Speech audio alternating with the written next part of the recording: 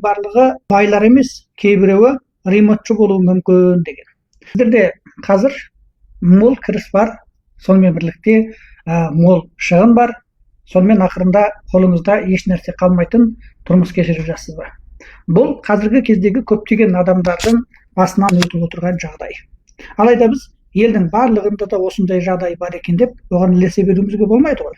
Мен әлгі Қожа Насыр айтқандай, базарға барсам, елдің барлығы қапшығын жоғалтып алыпты, содан мен де қапшығымды жоғалттым дегенбіз. Ал ендеше мына бір нәрсеге қарасаңыздар, екі шелек тұр мына жерде.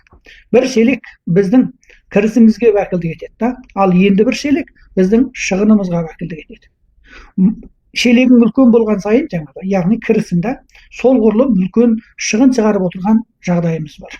Демек, егерде адамдар тұтынуизмнің тұзағына ілінетін болса, онда ол ешқашанда өзіне бір мал-мүлік жинайтын жағдайға келе алмайды. Тіпті әуелі тапқан ақшасы көбейген сайын ол соншалық қарыздар болуы және тұрмысына жаңағы ақшасы жетіспейтін халде болуы.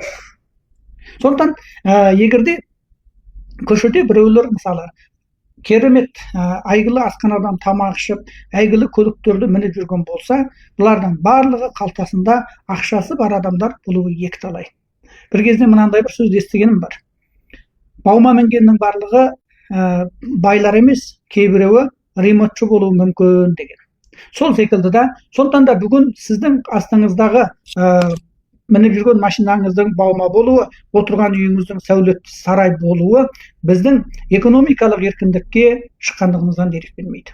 Шын мәніндегі экономикалық еркіндік ол табысымыздың мәлім бір бөлігі үздіксіз түрде еселенетін мал-мүлікке айналуы керек.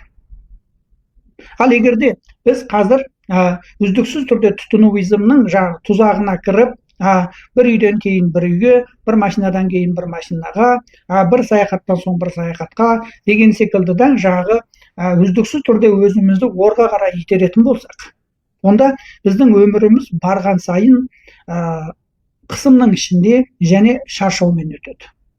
Менше өмір деген нәрсені адам еркін өткізуге ұмтылуы тиіс. Бұл жерде біз ешқашанда жаңағы жақсы машина алмауымыз, жақсы үйде отырмауымыз керек емес. Қайта өмірімізді осында етуге тырысуымыз керек. Бірақ бұл ешқашанда жаңағы шамамыз келмейтін жағдай астында өзімізді қинап, сондай өмірге жетуден дерек бермейді. Керісінше, егерде біз екінші, үшінші кәсіптер арқылы немесе қазіргі тауып отырған ақшамызды үнемді істету арқылы біртіндеп, тіпті де көбірек мал-мүлік жинау арқылы осындай өмірге қол жеткізетін болсақ, бұл бағанағы өзіңізді қинап жеткен табысыңыздан немесе жаңағы өміріңізден әлдеқайда мағыналы және жеңіл болады деп ойлаймын.